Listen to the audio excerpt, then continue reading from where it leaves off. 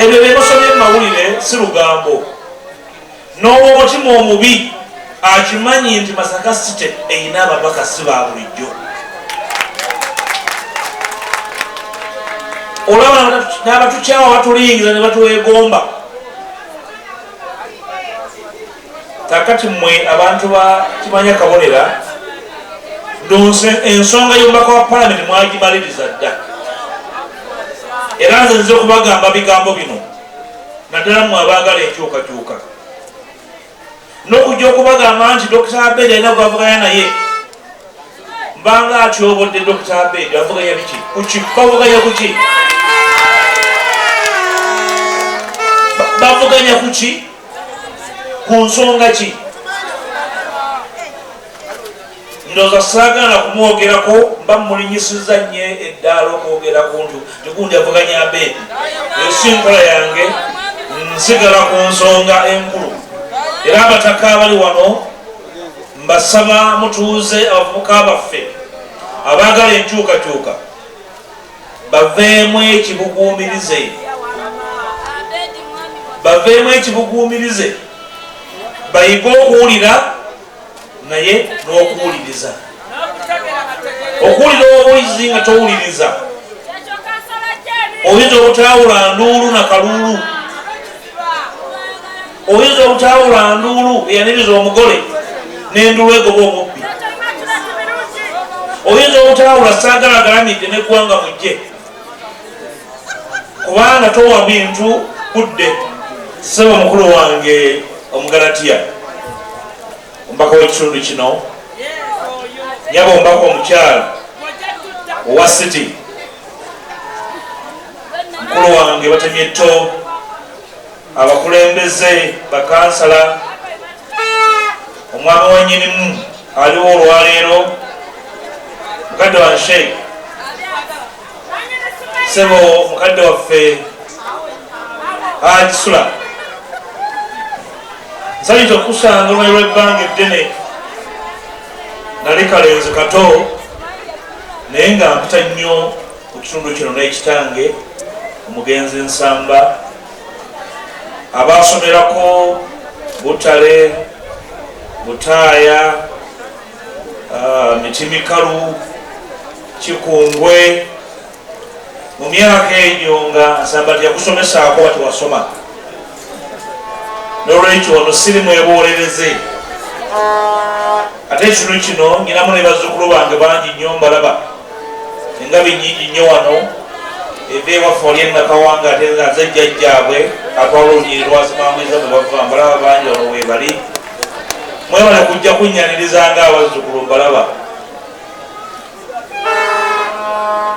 Dr. Bwanika ne Honorable Kakande njala kubeebaza. Mbadde mu byobufuzi, mbadde mu Parliament emyaka 15 nolwe lukiiko olusinga obunene olwatudde wano mu Bukoto wano lwenaakalaba wano yasulabangako wantu wonna. Sisanzeewo ntamuza mmere nti abantu bazze kulya mmere, sisanzeewo balwanira biyingula bya nnyama, okugjawo okusanga abataka abatudde abakulembeddwa Haji Sulon sebo omusaasira ebizibu byewatuukako wano newe bali kufaanana bakitawo na bajjajjawo obutazirika ng'ofunye ebisombooza. Ate weebalina kukuuma bataka. Buli ekitundu ekibulamu abantu bakiwumbawumba nga Haji Sulon ne balaga abato ekyokukola. Obusika bwammwe buliibwa ab'omuliraano. Era Dr. Bwanika obukulembeze bwo ne mukyala Kakande bukomezaawo ekitiibwa ky'ekitundu kino ku byobufuzi. Si gwe mubaka asoose wano wayisewo ababaka bangi nnyo, naye impact gy'okoze ku kitundu kino yalobeerera ojja kujjukirwa nti wajjawo omwana w'ekitundu najja n'akikyusa n'akiwa feesi empya. Omugalatiya ono natambula naye sabbiiti namba netugenda mu Acholi, netugenda mu Lango, netugenda Teso. Betwatuuka eggulu netukubawo enkambi nnene eya DF. Mugati analinnya ekidyeri n'agenda mu West Nile okugenda okusasanya enjiri. Era amakakasa tugenda baita abaka ba Parliament okuva mu Acholi, mu Lango, mu Teso. Eyo DF. Era twakumyewo jjo. Honorable Kakande mwebaza. Tuve tugenda mu ntabaalo yasigala ng'akuuma ekikolo kwe tuva. Era emyaka 2 n'ekitundu nga nkulembera bannange mu Parliament. Era yali akuuma Nnyendo Mukungwe ng'akikira constituency 2. Nkwebaza okubeera omukyalo omumalirivu. Kyokka ate ne nkusaasira kubanga okubeera omukyala mu basajja 2 eŋŋwanguli oza n'obutamanyika nti gy'oli. Naye omukyalo ono ate wakati waffe yatukumya ne tutambula tufunye ebitusoomooza. Mukyala mumalirivu nnyo, tumwebaza okubanga mumuwagira. Ensonga z'ababaka bano mwabaagala enkyukakyuka mbasaba temuzimalirako budde, mugende mugenze mwekumeekume ani anaakuuma akalulu kubanga na wano waliwo ekibondo ky'ababbi b'obululu. Mubeetooloole twagala akalulu ebitundu 9 ku 10 kye musobola okuwa abantu bano abalwaniridde nga tuli mu Parliament. Oyo atanala kubawagira temuyomba naye enja ajja kutegeera. Ewaffe eyo ekikenene waliyo ekyalo bakiyita Balimanyanja. Kati abe Balimanyanja temubanyiigira, bajja kubitegeera mpola mpola. Naye mwogererawo bulungi mubategeeze nti akalulu si kinyumu. Akalulu kabeera n'ensonga omutambulira ebirooto by'abaana baffe n'abazzukulu n'ebirooto by'abataka. Twatandika DF emyezi 5 egiyise. DF mu myezi 5 erina ababaka mu Parliament 5. Basatu aba Masaka City, ow'Entebbe n'ow'e Nakifuma. Ekirungi bonna 5 baddayo mu Parliament. Tusimbyewo ababaka 88 mu ggwanga lyonna, bonna mbatwala mu Parliament. Sina gye twalonderera, sina gwe twalondera tulonderedde. Twaloonya ababaka basobola okwogerera ensonga z'abantu baffe, naye nga n'okugoberera bagoberera. Era twakola tutyo, twasimbawo na pulezidenti. Kummwe abali wano waliwo annyooma nti nga nayimiridde mbanyimiridde.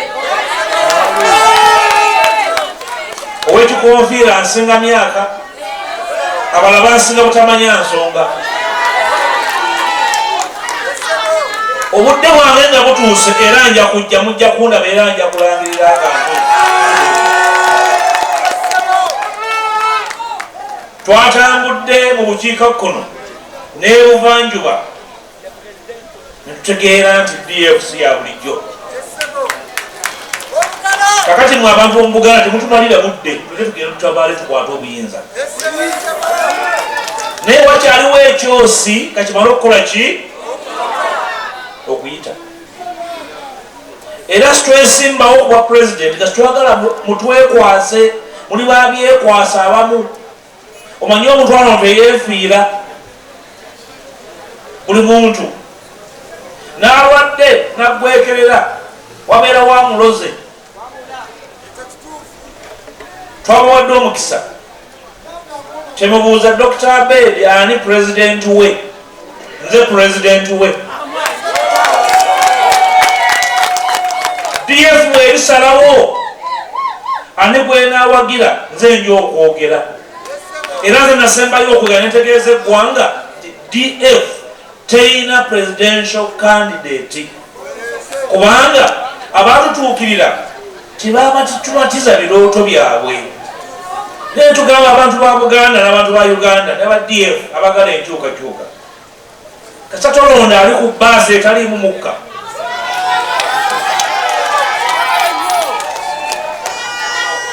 Oyina ebbeetu okulonda kwabo abaagala ki? Enkyukakyuka. Owa bbaasi muleke atwala ebirooto bye gy'abitwala, oba bayingiza Bukande anaagirinnya sawuli yake. so ensonga nga DF twagimaliriza nga twagala tubawo omukisa fe tweteeketeeke tujja kuba buli bwe tunaatambula tetwagala mu palamenti bebaka abamala abanatambula ku puroguramu yaffe gye twabagedda nga DF twabagadde amabago ge tutwala mu palamenti musooke muwulize abantu bano baagala kumanya ebyensonga tulinayo olukuŋŋaana olulala olugenda mu maaso mu kibuga omubaka omukyala muleke agende mpolampola temwerejja fe tufuga ekibuga tujja tusanga